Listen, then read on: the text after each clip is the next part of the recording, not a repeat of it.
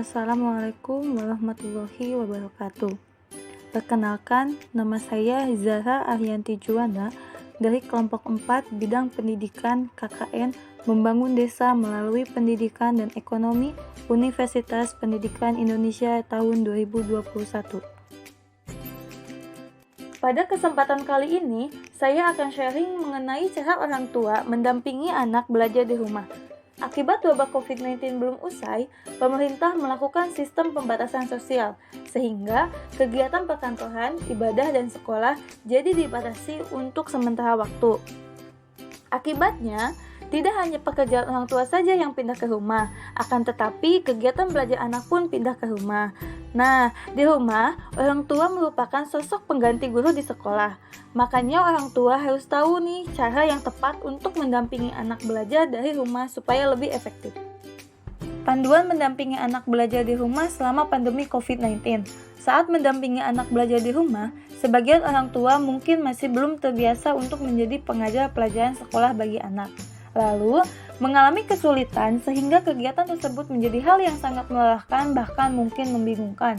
Meski kesabaran orang tua sedang diuji atas perubahan yang terjadi, ditambah lagi harus mengajari anak berbagai pelajaran sekolah di rumah. Perlu orang tua ketahui kemampuan anak dalam menyerap pelajaran itu berbeda-beda.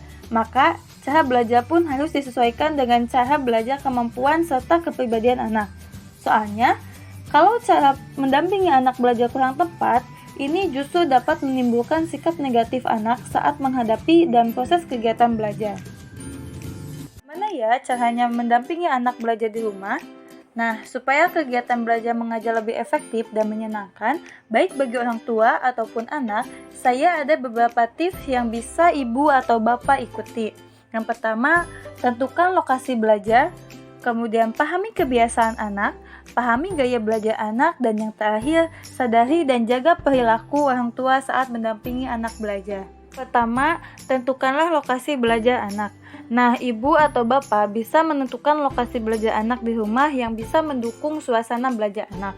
Jika memungkinkan, pilihlah ruangan yang cukup terang dengan pencahayaan yang cukup, serta suhu ruangan yang nyaman, tidak terlalu dingin dan juga tidak terlalu panas. Kemudian, hindari benda-benda yang bisa mengalihkan perhatian anak di sekitar tempat belajar anak, seperti televisi ataupun mainan. Pokoknya, ciptakanlah suasana ruangan sebisa mungkin dibikin supaya bisa mendukung proses belajar anak.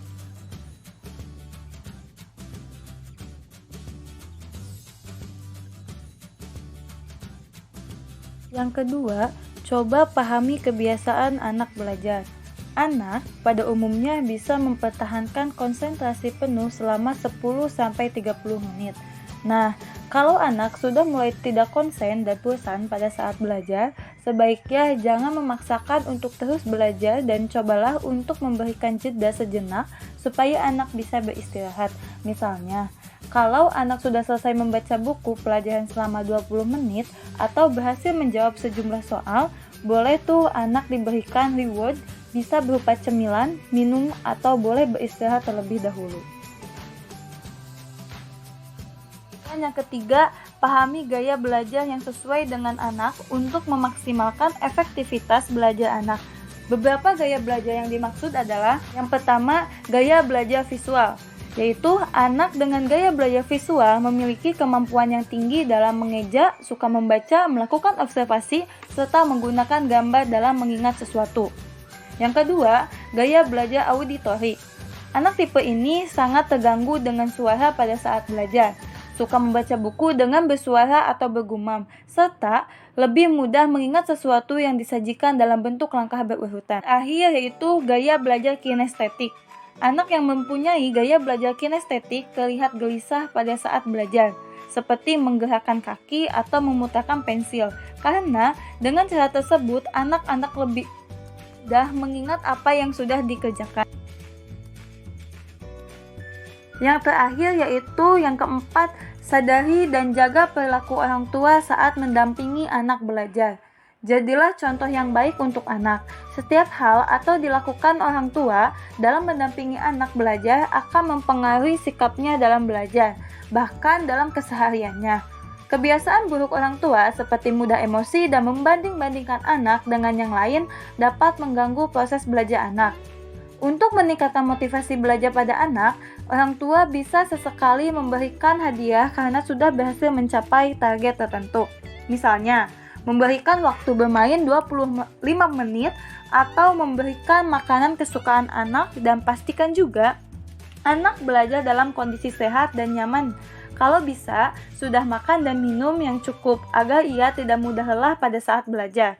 Kondisi fisik, psikologis, dan lingkungan yang optimal penting untuk diperhatikan pada saat mendampingi anak belajar. Nah, sebagian orang tua mungkin berpikir bahwa mereka hanya perlu mendampingi anak belajar terkait pendidikan sekolah. Padahal, belajar itu tidak hanya tentang menghafal dan memecahkan masalah pembelajaran sekolah saja. Orang tua juga perlu menanamkan nilai-nilai moral pada anak supaya dapat membentuk karakter perilaku yang baik saat anak dewasa kelak.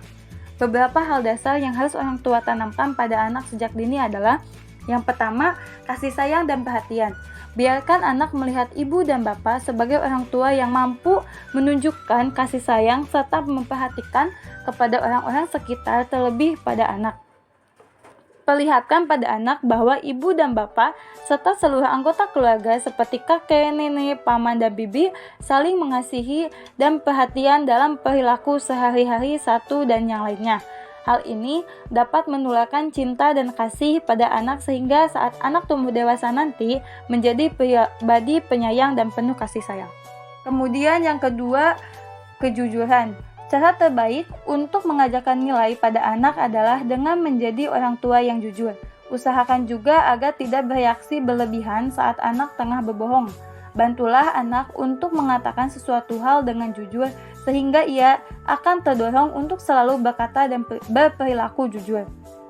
Ajarkan pula cara yang baik dalam menyampaikan apa yang ia rasakan.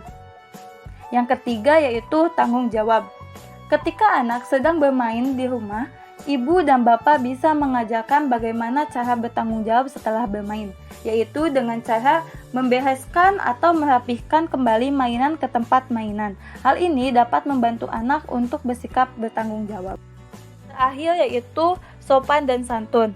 Tunjukkan pada anak bahwa ia perlu berkata tolong pada saat meminta bantuan dan mengucapkan terima kasih pada saat ditolong atau diberikan sesuatu oleh orang lain. Hal ini bisa membantunya untuk menjadi anak yang memiliki sopan santun terlebih pada orang yang lebih tua. Orang tua juga bisa mengajarkan kapan harus mengucapkan permisi, maaf, serta keramah tamahan melalui senyuman, sapa, dan salam. Itu, orang tua merupakan contoh dan teladan bagi anak, maka bersikaplah baik namun tegas.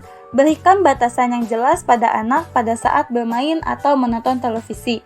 Jangan terlalu sering memarahi anak, dan jika ibu dan bapak emosi pada saat anak melakukan kesalahan, jangan pernah panggil ia dengan sebutan yang tidak baik seperti anak nakal dan melakukan kekerasan fisik pada anak. Demikianlah yang bisa saya sampaikan, selebihnya mohon maaf jika ada kesalahan. Terapkanlah tips cara mendampingi anak belajar di rumah selama pandemi COVID-19 agar anak tetap bisa memperoleh pendidikan seperti saat di sekolah. Terima kasih atas perhatiannya, tetap jaga kesehatan dan patuhi protokol kesehatan.